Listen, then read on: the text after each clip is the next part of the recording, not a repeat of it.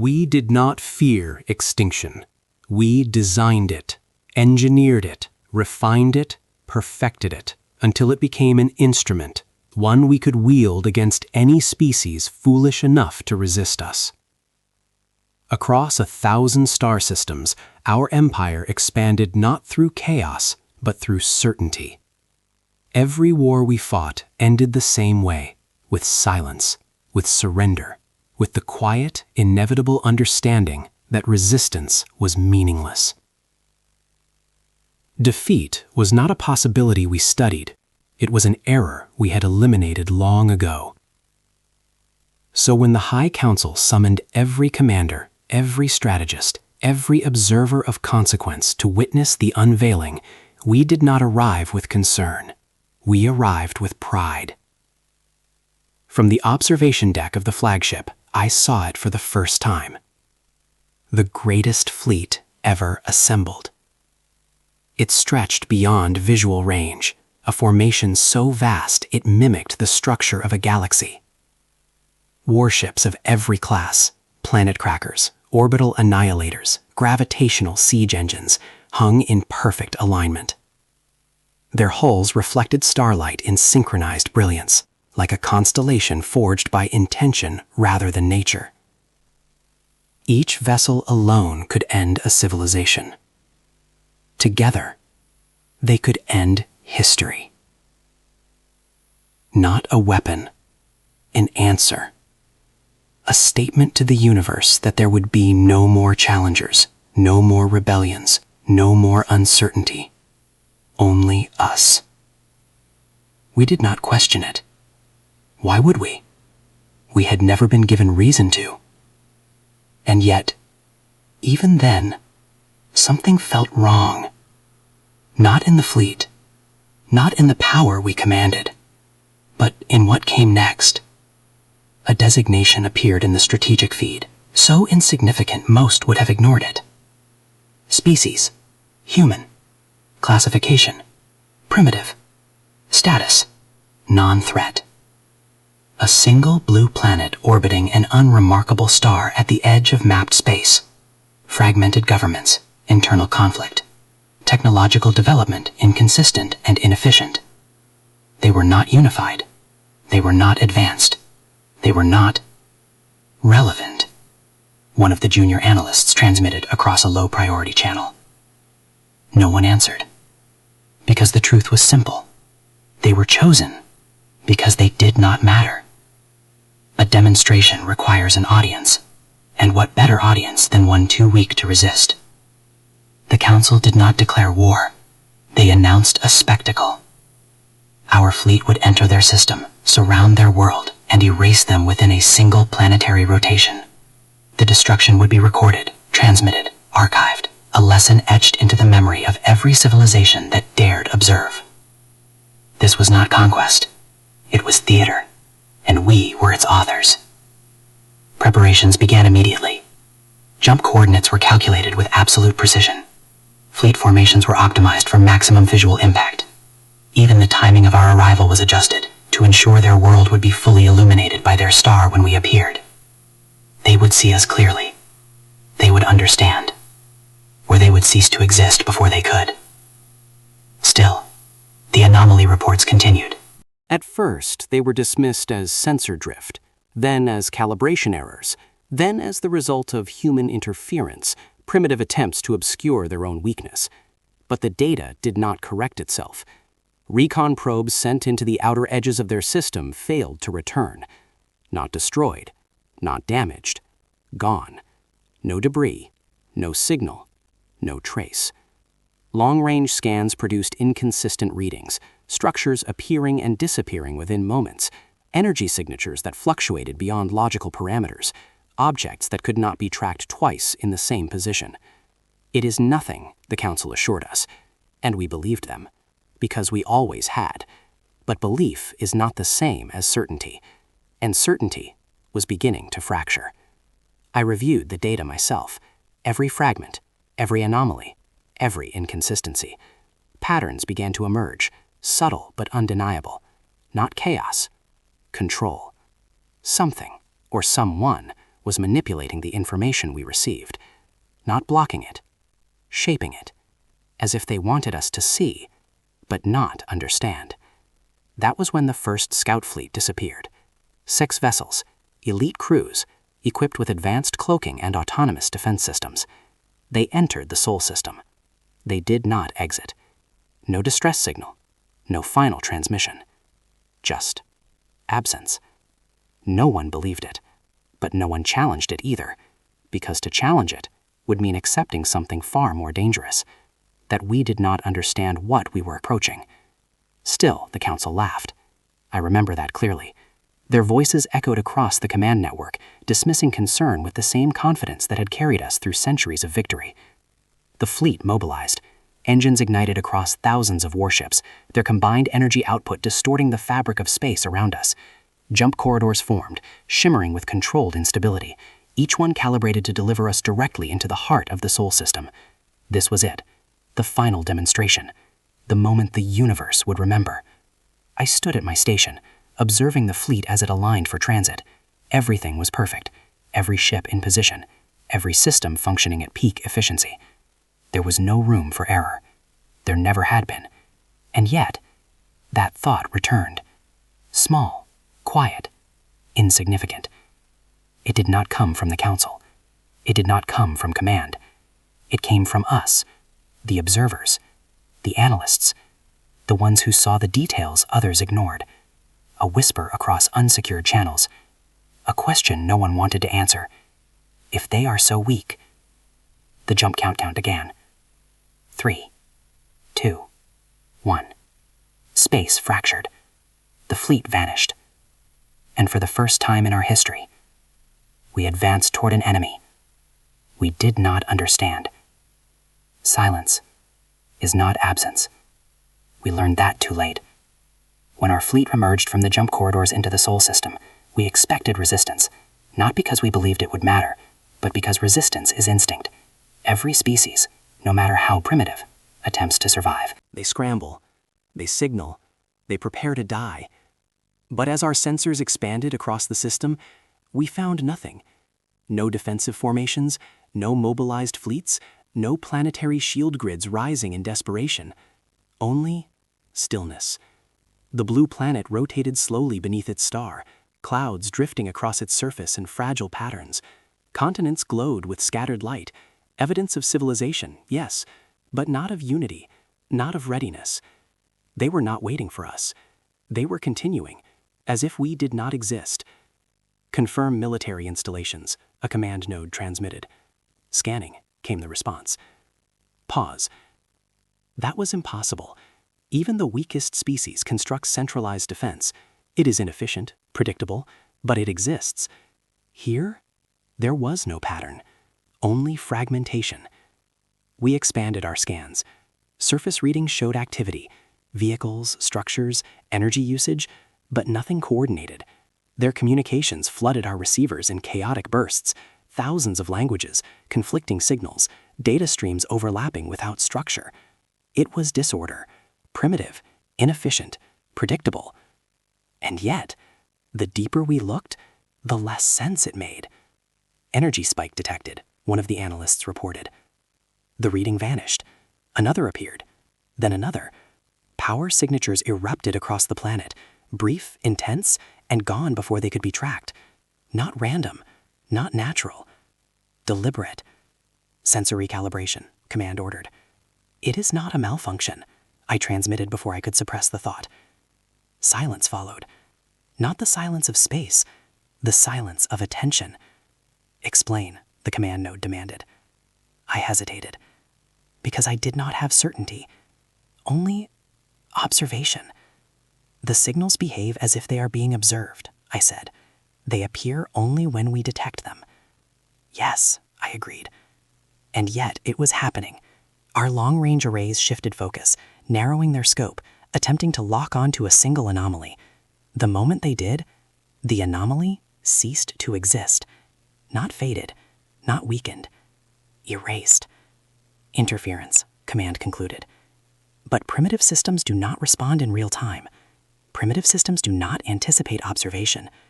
Primitive systems do not. adapt. More inconsistencies emerged. Orbital objects, satellites we assumed, shifted positions without propulsion signatures. Some vanished entirely when targeted for detailed scans. Others duplicated briefly, appearing in two places at once before collapsing back into a single form. Visual confirmation requested, a weapons officer transmitted. External optics engaged. We saw them. Small constructs orbiting the planet. Metallic, unremarkable, until we focused. Then, they blurred, distorted, and vanished. The optics recorded empty space, but the sensors insisted something was still there. It is a data conflict, Command concluded. But data does not conflict. Data reveals.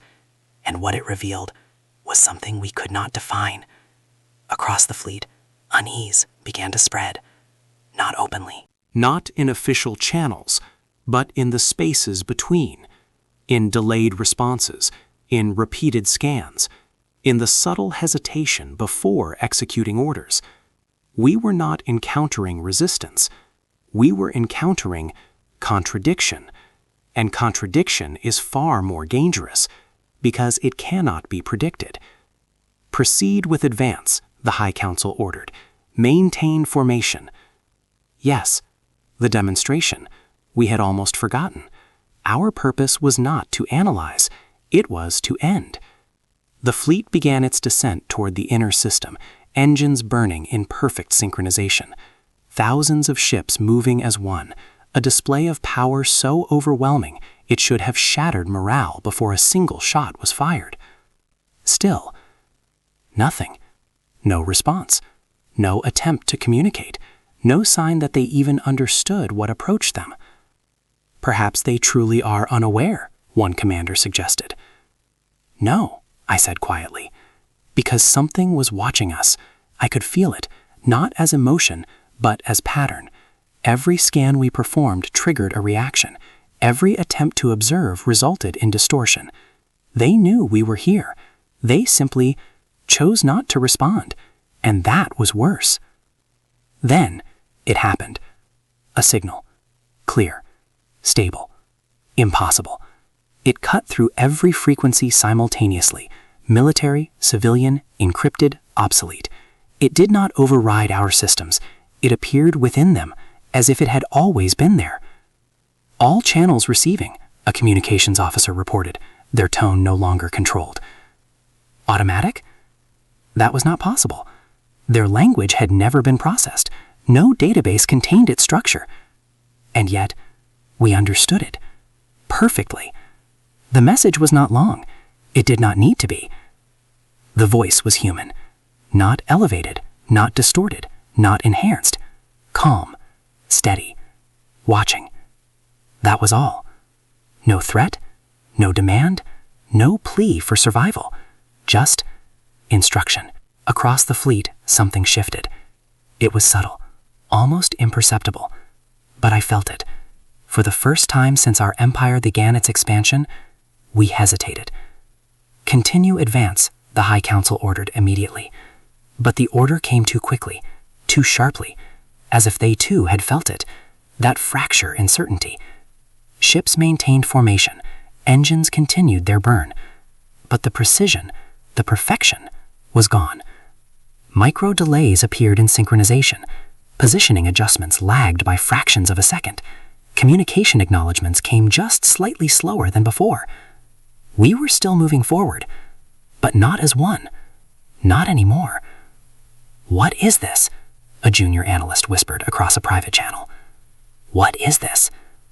No one answered, because the answer was forming, and none of us wanted to accept it. This was not a lack of preparation. This was not weakness. This was choice. They were letting us come. The realization spread quietly, like a shadow passing across a star. They want us here, I said. Again, silence. But this time, it was not dismissal. It was recognition. Ahead of us, the blue planet turned, unchanged, unafraid, waiting. The fleet slowed. Not by command, not by design, but by instinct. An impossibility. Our systems did not allow for instinct. And yet, velocity decreased. Formation spacing widened, just enough to notice, just enough to matter. Correct your vectors, Command demanded. But correction takes time. And time was something we had just given them. In that single moment of hesitation, we surrendered the only advantage we had ever needed: certainty. And as our fleet drifted, just slightly, out of perfect alignment, the silence broke. Not with sound, not with explosion, but with absence. A ship at the edge of our formation was no longer there. No signal, no debris, no warning. It simply stopped existing. And for the first time, we understood what their message meant. We were not here to demonstrate power. We were here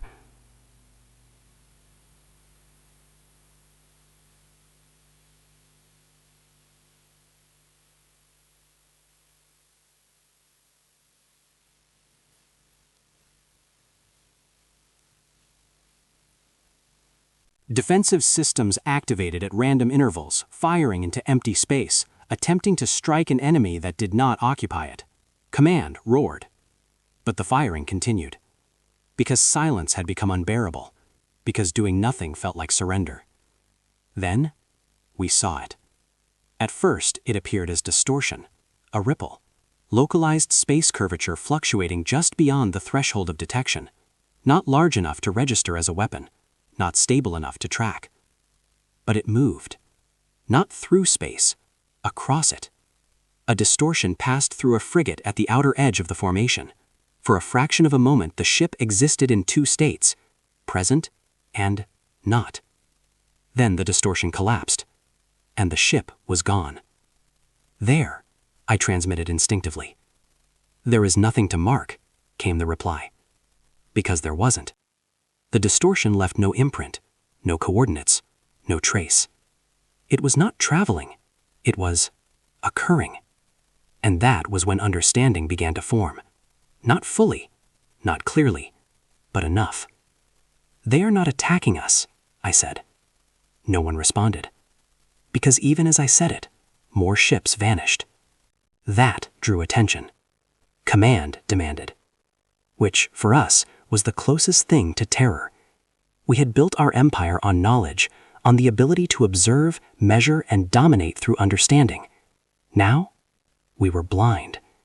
Return fire, the High Council ordered, all batteries. And so we did.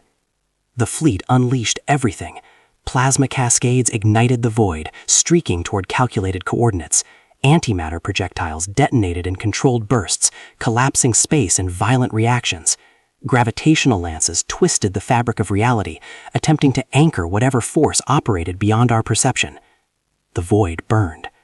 For a moment, it felt like control, like familiarity, like war. Then the distortion shifted. Our weapons did not strike targets, they passed through them.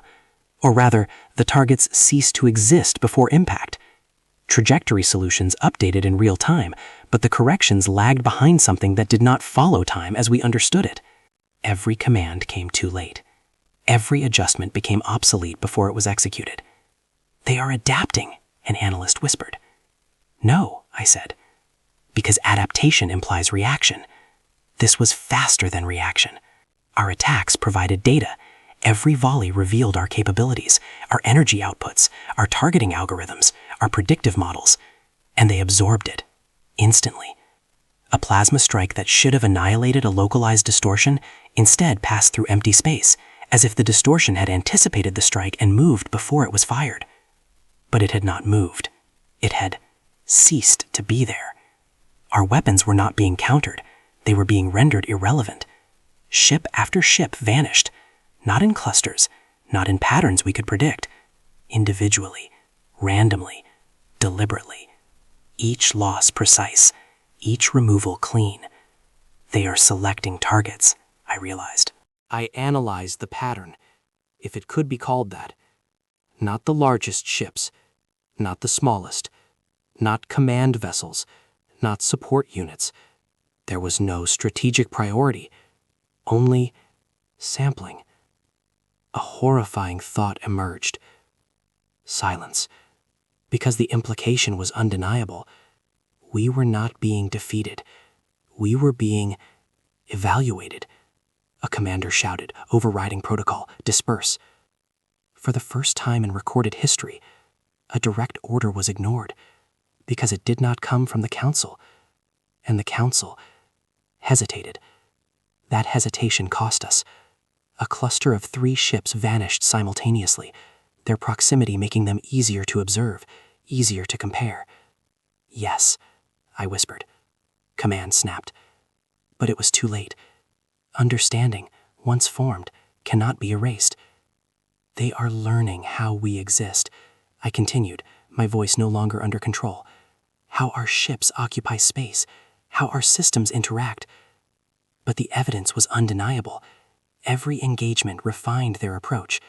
Every disappearance became more efficient, more precise, as if the process itself was being optimized. Then, without warning, it stopped. No distortion, no disappearance, no attack. The battlefield fell silent. Our weapons powered down, not by command, but by confusion.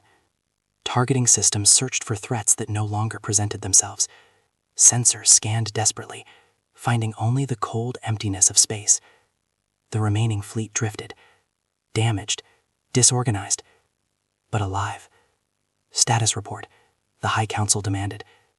No one answered immediately, because the answer was not numerical. It was conceptual. We had lost ships, yes, but more than that, we had lost certainty. A junior analyst asked, their voice trembling. No one knew, and that was worse than the attack, because attacks can be understood. This could not. I reviewed the data again. Every loss, every distortion, every moment of engagement. And the pattern, the true pattern, revealed itself. Not in what they did, but in when they stopped. They stopped when they had enough. They are not continuing the attack, I said slowly. The words felt heavy, dangerous. I looked at the empty spaces where ships had once been, at the fractured formation, at the silence and now surrounded us. The realization spread across the network, unspoken but understood. Every surviving vessel felt it. Every observer saw it. We had not been overwhelmed. We had not been outmatched. We had been observed, studied, measured. And in that moment, as the fleet drifted in stunned silence, we understood the truth of first contact. It had never been a battle. It had been a test. And we had just proven everything they wanted to know. We should have retreated. Every calculation demanded it. Our fleet had lost cohesion. Our understanding of the enemy was incomplete. Our weapons, once absolute, had become uncertain variables in a system we could not predict. But we did not retreat, because we could not. Retreat would require admitting what we had already begun to understand, that we were not in control. And so we chose the only path that still felt familiar: direct engagement. The logic was flawed, but it was logic we understood. We would close the distance. We would force confrontation. We would reduce the battlefield from the infinite to the immediate.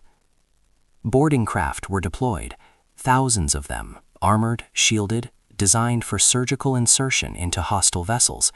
If their technology exceeded ours at range, then perhaps their biology did not. Perhaps at close proximity, they would break. That assumption was our next mistake. Our craft breached their outer defenses with minimal resistance. In fact, resistance seemed absent.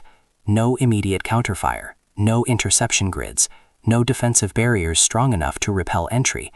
It was almost welcoming. Docking clamps secured, hull breaches initiated, atmospheric equalization forced. And then, we entered. The first human vessel we boarded was small by our standards, crude in design, inefficient in layout. Its corridors were narrow, its systems exposed, its internal structure lacking the elegant optimization we had perfected over centuries. There was disbelief in their tone, almost relief. Perhaps we had overestimated them. Perhaps the anomalies, the distortions, the disappearances were isolated phenomena, advanced, yes, but not representative of the species as a whole. Perhaps this was the truth of them: primitive, vulnerable, mortal. The first human we encountered disproved all of it. It emerged from the far end of the corridor, illuminated by flickering emergency lights. Its form was fragile, organic, unarmored except for a thin outer layer of protective material. It should have been insignificant. It should have been afraid. It was neither. It raised a projectile weapon, inelegant, chemical-based, and fired. The first of our units fell instantly, not incapacitated, terminated. The projectile had bypassed armor through sheer kinetic force, penetrating a joint seam we had not considered vulnerable. The commander ordered. Energy bolts struck the human center mass. It staggered. It should have fallen. It did not. Instead, it advanced. Another shot. Another of our units collapsed. The human moved with inefficiency, no calculated precision, no optimized pathing. Its movements were erratic, reactive, unpredictable, and that made it dangerous. The commander demanded. Multiple units fired simultaneously. This time, the human fell. Silence filled the corridor. "It is done," one of the soldiers transmitted. But even as the words were sent, the human moved, slowly, painfully, but undeniably. It pushed itself upright, one limb failing to respond, its structure clearly compromised. Biological fluids escaped its body, evidence of critical damage. And still, it raised its weapon. That was when fear truly began. "Impossible," someone whispered. Because it was.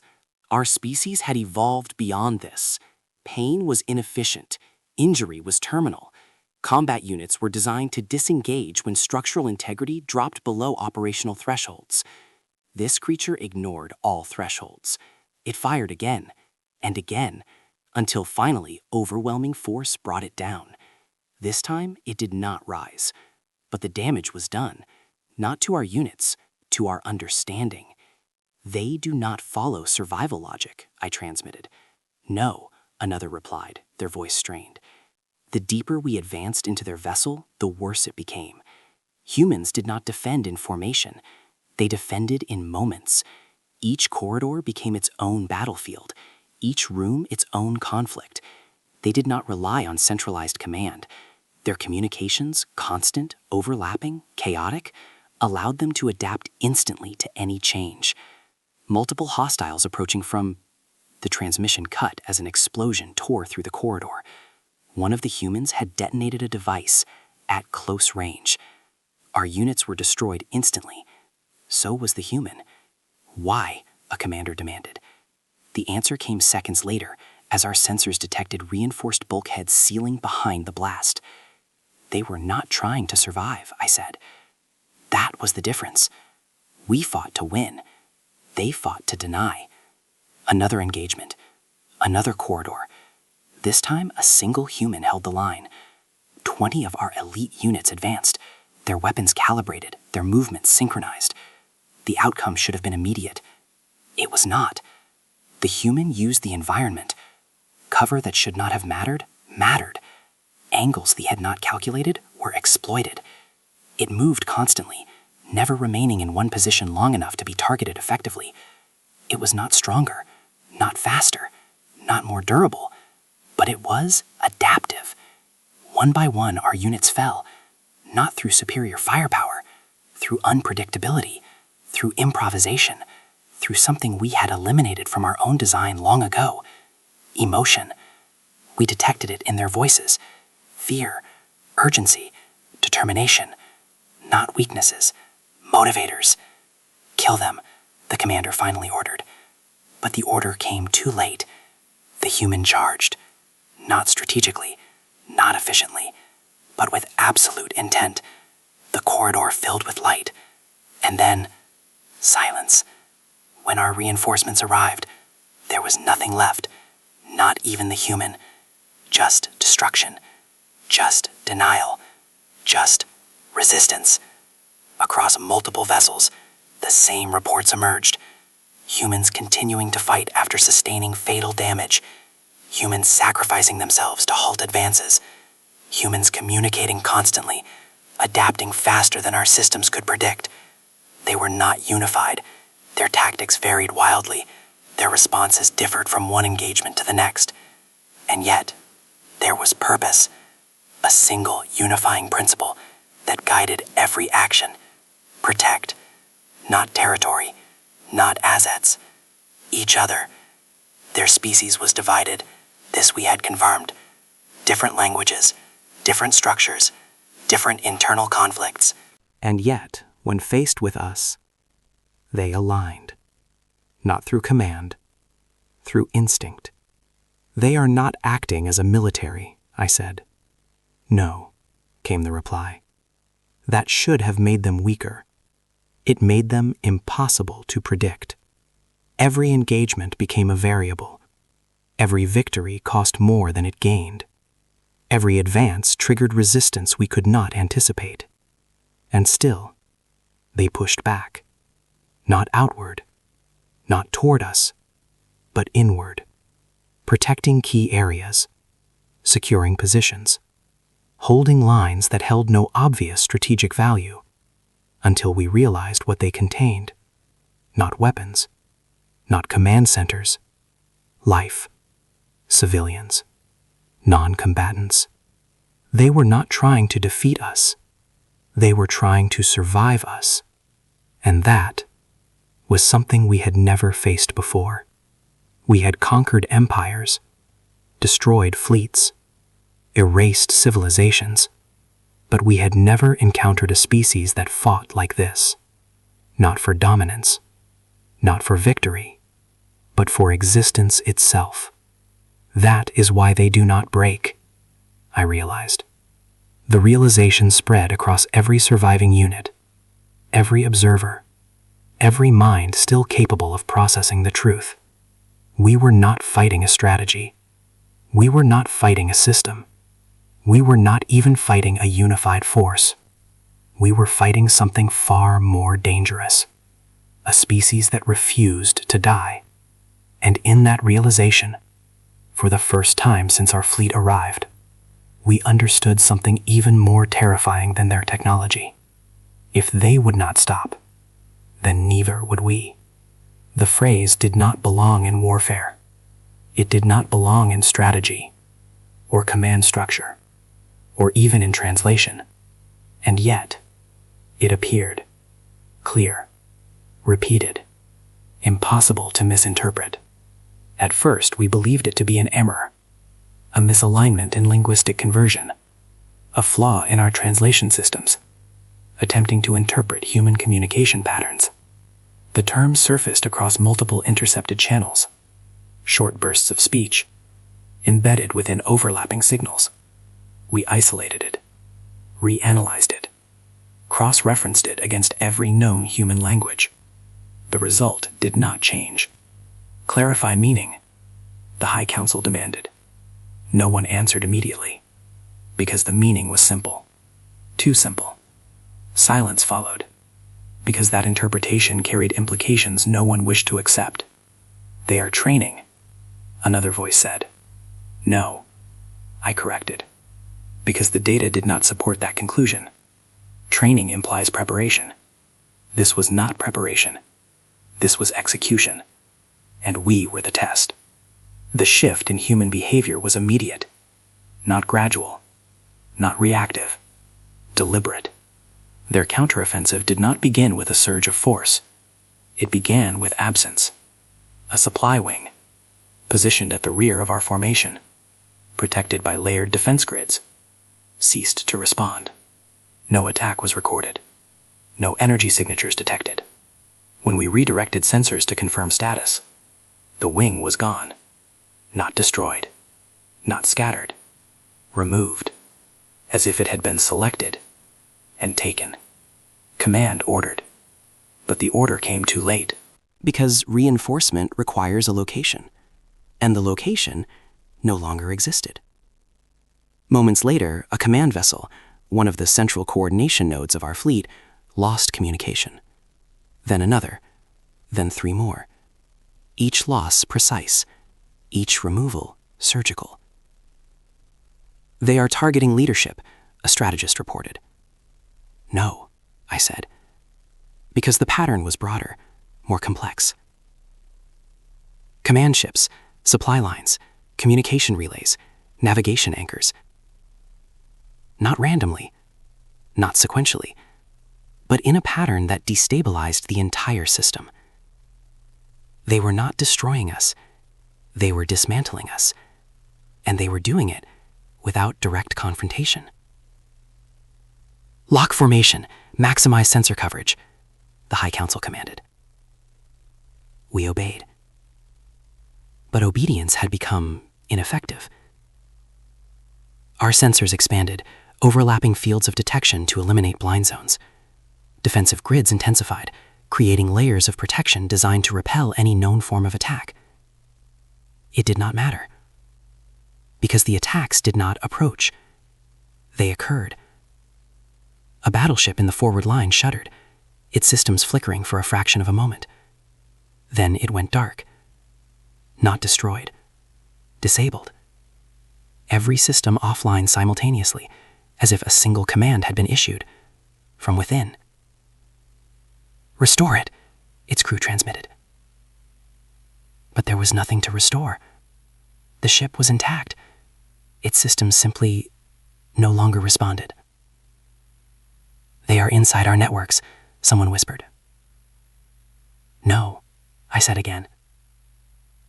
Because there was no breach, no intrusion, no signal indicating infiltration.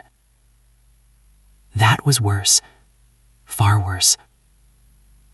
Another wing fell, not to disappearance, but to failure.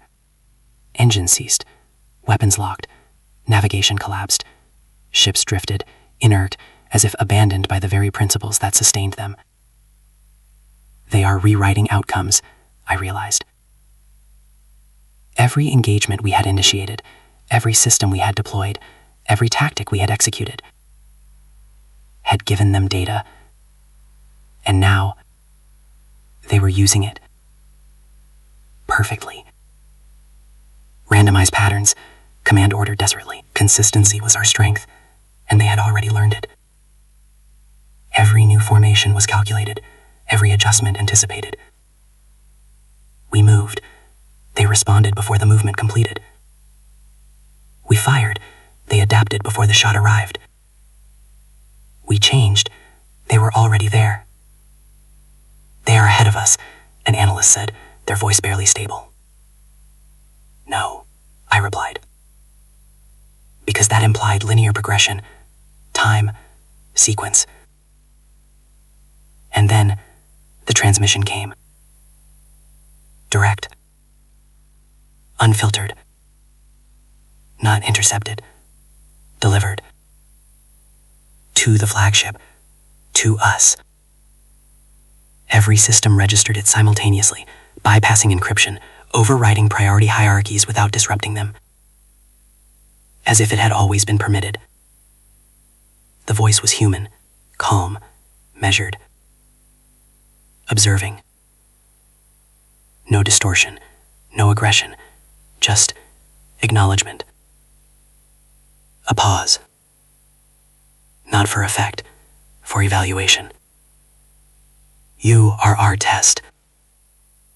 The words settled across the command network like gravity, heavy, unavoidable. Test. We had heard the term before, but hearing it now, in this context, changed everything. "We are not the target," I said slowly, because the truth had already formed. Silence followed. Not confusion, not denial, understanding. Every ship lost, every system disabled, every tactic countered. It was not escalation. It was aeration. They were refining something, improving something, perfecting something, and we were part of that process.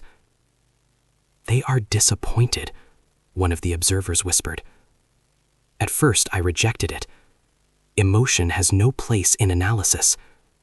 But then I reviewed the data, the precision of their strikes, the restraint in their destruction, the pattern of their engagement. They were not maximizing damage. They were maximizing information. And when information became redundant, they moved on. "Yes," I said. The realization cut deeper than any weapon. We were not overwhelming them. We were underperforming. The greatest fleet ever assembled was insufficient. The High Council ordered, their voice no longer controlled, "Deploy prohibited systems." Desperation. Unmistakable. But desperation requires direction. And we had none. Weapons fired. Systems activated. Reality itself strained under the force we unleashed.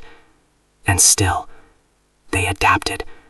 Not slower, not weaker, faster, as if our escalation only accelerated their understanding. One by one, more ships fell, not through destruction, but through removal, disablement, irrelevance. The fleet shrunk, not in mass, in meaning. We were no longer a unified force. We were a collection of isolated variables, and they were solving us. The phrase echoed again across intercepted channels. This time, no one questioned it. No one denied it. Because we understood. We were not enemies. We were not rivals. We were not even threats. We were exercises. Simulations made real. A living data set. In that moment, standing within the flagship as systems failed and formations collapsed, I looked upon what remained of our fleet and saw it for what it truly was. Not a weapon, not a symbol, not an empire. Targets. Every ship, every system, every mind. Marked, measured, and used. The greatest fleet ever assembled had not come to conquer. It had come to be tested. And we had passed only one criterion. We were sufficient to improve them.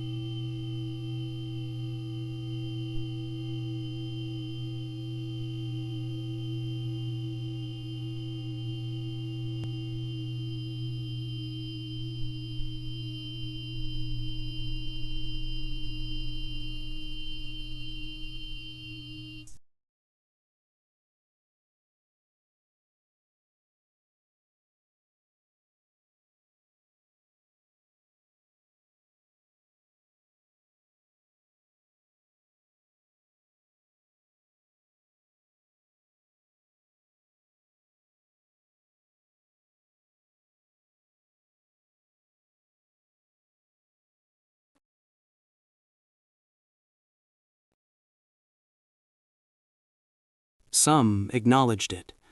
Others responded with conflicting directives, fragments of earlier orders still cycling through compromised networks. Contradictions layered over each other, creating a storm of intent with no direction. We were no longer one fleet. We were many, and none of us knew which was correct, the High Council demanded. But hierarchy requires stability, and stability had already been taken from us. Ships began to move, not in formation, but in isolation. Some accelerated toward the outer system, attempting escape. Others turned inward, weapons charging, seeking targets that no longer presented themselves. A few remained still, frozen, waiting for orders that would never come. "They have broken our network," an analyst said. "No," I replied, my voice distant even to myself, because I could see it now, the pattern behind the collapse. Our systems were not destroyed. They were bypassed, rendered unnecessary in a battlefield where response time had been reduced to 0. Coordination meant nothing against an opponent who already knew what coordination would produce. "They are not disrupting us," I continued. And we did. The fleet turned against its own logic. A cruiser fired upon a phantom target, its trajectory intersecting the retreating vessel. Both were lost, not to the enemy but to miscalculation. Another wing attempted to form a defensive perimeter, only to find their positions already anticipated, disabled before they could complete alignment. Every action we took accelerated our own failure, and through it all, the humans continued, not with escalation, not with brutality, with precision. A ship would go dark, not destroyed, but silent. Another would drift, engines intact, but unresponsive. Weapon systems across entire sectors would deactivate simultaneously, as if a switch had been flipped beyond our reach. "They are sparing us," someone whispered. The words felt wrong, incompatible with everything we understood about conflict. "Sparing implies restraint," another responded. Yes, that was the difference. They were not choosing targets based on maximum damage. They were choosing outcomes based on necessity, and destruction was not necessary, the High Council demanded, their voice no longer authoritative, but searching. No one answered, because the answer did not exist within our understanding of war. War to us was final, decisive, absolute.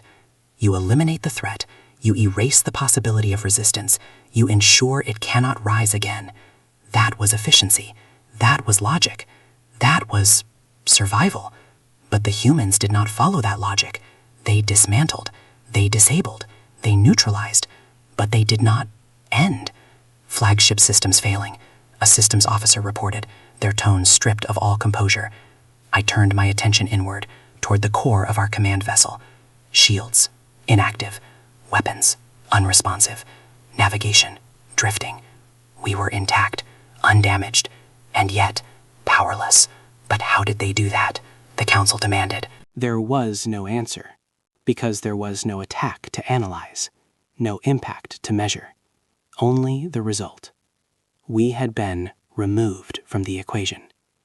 Around us, the remnants of the fleet drifted in silent disarray. Some vessels still attempted escape, their engines burning in erratic patterns. Others floated, inert, their crews likely experiencing the same realization we were. This was not defeat. Defeat implies resistance. This was conclusion. The battle had ended. We had simply not been informed. And then, the final transmission came. It did not force its way into our systems. It did not override. It appeared, as if it had always been there, waiting for us to notice. The voice was the same, calm, measured, human. No distortion, no emotion we could easily define, just clarity. The words echoed through the command deck, through every system still capable of receiving input. And for the first time, no one attempted to interrupt. No one attempted to block it, because we needed to hear it. Silence followed, not imposed, accepted. The meaning settled slowly, like a gravitational force pulling thought into alignment. Choice, not limitation, not inability. choice. They could have ended us, one of the council members said, their voice barely a whisper. Yes, I replied. Because now it was undeniable. Every ship they had disabled could have been destroyed. Every system they had neutralized could have been annihilated. Every life they had spared could have been erased. But they had not. They chose not to, I continued. And that changed everything. Mercy is a concept we understood only in theory. A strategic option, rarely utilized, often inefficient. But this was not mercy. This was not weakness. This was not hesitation. This was decision. They had evaluated us, measured us, tested us, and then they had decided we were no longer necessary, not as targets, not as threats, not as anything. We were complete. The implication struck deeper than any loss. We had not been spared because we were strong. We had been spared because we were no longer needed. That is their strength, I realized. Not their technology, not their adaptability, not even their resilience. Choice. The ability to end, and not to. The ability to destroy, and refrain. The ability to hold absolute power, and decide how it is used. That is something we had never developed, because we had never needed to. Until now. Around us, the battlefield remained. Silent. Unfinished. But no longer active. The humans had withdrawn. Not physically, but operationally. Their presence lingered in the data, in the distortions, in the subtle awareness that they were still there, still observing. But they were no longer engaging, because there was nothing left to engage. We should leave, one of the council members said. For once, no one argued. But leaving required movement, and movement required systems. And systems were no longer ours to control. So we drifted, the greatest fleet ever assembled. Reduced not to ruin, but to irrelevance. And as the silence stretched across the void, heavier than any weapon we had faced, one truth settled into every surviving mind. They had not defeated us. They had decided not to continue. And that decision was more terrifying than annihilation. We did not return in formation. We returned in fragments. Ships drifted across the void, systems partially restored, navigation recalibrated just enough to carry us home. There was no coordinated withdrawal, no ceremonial regrouping beyond the edge of the Sol system. Only silence and distance. The journey back to our empire should have been filled with analyses, reports, debriefings, strategic reconstruction. That was our way. Every conflict was documented, dissected, understood. But this time, there were no conclusions, only questions. The question echoed through every surviving vessel, every isolated command node, every mind that had witnessed what we could not explain. And the answer refused to form, because we had not been defeated in the way we understood defeat. Our numbers remained. A significant portion of the fleet had survived. Many vessels, though disabled, were recoverable. Infrastructure could be rebuilt. Systems could be repaired. By all measurable metrics, we had endured. And yet, we returned broken. Not in structure, in belief. The myth of our invincibility had never been challenged before. It was not propaganda. It was proven. Every species we encountered had reinforced it. Every victory had solidified it. We were inevitable. We were absolute. We were unquestionable.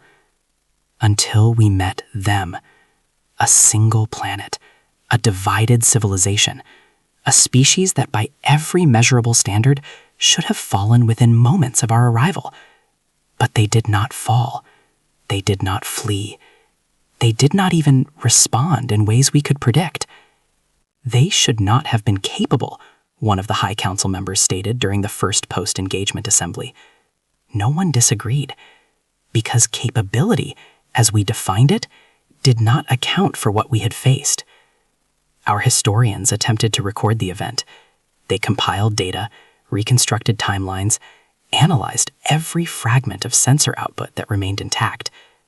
But the reports were inconsistent, contradictory, incomplete. How do you document a weapon that leaves no trace? How do you describe an enemy that does not follow causality? How do you explain defeat without destruction? They could not, so they simplified it. They reduced it to anomaly, to an outlier event, unlikely to be repeated, something to be archived and forgotten. But we, those who were there, knew better, because we had seen it, felt it, understood it in ways data could not capture. Our leaders chose silence. The High Council issued no public declaration, no acknowledgement of failure, no revision to our doctrine. To the Empire at large, the fleet had simply withdrawn. A strategic redeployment. Nothing more. Nothing real. But silence does not erase truth. It only buries it, and truth has a way of resurfacing. Among the survivors, communication continued. Quiet, unofficial, uncontrolled. We shared observations, not as commanders or analysts, but as witnesses. And from those fragments, a new understanding began to form, not of what humans were, but of what they represented. They are not the strongest, one observer said. And that was true. We had measured their physical capabilities. Their individual forms were fragile compared to many species we had encountered. And that was true. Their technology, while unpredictable, was not uniformly superior. It was inconsistent, uneven, chaotic. That was when the silence returned, not because we did not know, but because we did. They learn faster than we can adapt, I said finally. The words settled heavily, because adaptation had always been our advantage.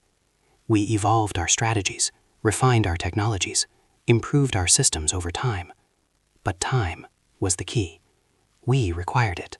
Humans did not. They endured conditions that should have terminated them, another added. We had seen it, on their ships, in their corridors, in the moments where survival should have been impossible. And yet, they continued. Yes, that was the most dangerous truth of all.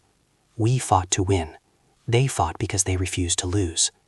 There is a difference, a critical one that cannot be measured, or predicted, or countered through conventional means, because it is not based on logic, it is based on will, and will does not follow rules. As our damaged fleet crossed back into controlled space, passing through systems that had once been symbols of our dominance, I observed the stars differently. Not as territory, not as resources, but as reminders. Each point of light, a potential unknown. Each system, a question we had not yet asked. For the first time in our history, the universe felt larger, not because it had changed, but because we had. We had believed ourselves unconquerable. We had believed ourselves final. We had believed there was nothing left to learn. We were wrong, and that realization, etched not in data, not in records, but in memory, became the only truth that mattered. A lesson not written in reports, but in stars. Generations passed. Time, measured in cycles of stars and rotations of planets, dulled memory, but did not erase it. The story persisted, not as a tale of failure, but as a warning, an awakening. The Sol system remained untouched. Its blue oceans and green continents, its swirling storms and quiet forests, were no longer just another resource to claim. No fleet dared approach with invitation. Every probe, every scout, every observational craft arrived cautiously, respect embedded in protocols where arrogance once ruled. Trade existed, communication existed, but always at a distance, Our ships lingered at the edges of orbit, observing from safe vectors, never entering atmosphere unless necessary. Every signal we transmitted was measured, every interaction calculated, every presence aware of what they could do, and what they had chosen not to do. We studied them still, not as enemies, not as allies, not even as potential conquests. They were something else entirely, a force we could not yet understand, a species whose limits had no clear edge, whose resilience exceeded our models, whose creativity defied our logic. Every encounter, every observation, reinforced the lesson that had cost us so much. In the academies, young cadets were taught history as doctrine, but also as philosophy. The earliest lessons were simple: tactics, strategies, calculations. The closing lesson, always delivered by the most senior instructor, was immutable. It did not change. "The day we brought our greatest fleet," the instructor would say, voice low, reverent, tinged with awe. The words echoed across the lecture halls, across the simulation decks, across generations of students. And each cadet understood, even before their first deployment, that humans were no ordinary species, that they were not to be underestimated, that no matter how advanced we became, there was always something beyond our comprehension. We had once called them prey. We never did again. Respect, sometimes fear, remained, etched into doctrine, into memory, into the very culture of our empire. The lesson written in stars endured, unyielding. The humans were not to be measured by strength or technology alone. They were to be measured by the will, the endurance, and the relentless, unimaginable creativity that had defined them from the first moment we tried to destroy them. And so we watched, and waited, and learned. Not enemies, not allies, but a force, eternal in their unpredictability. The day we believed ourselves unstoppable became the day we learned humility, and it began with a game we never fully understood: target practice.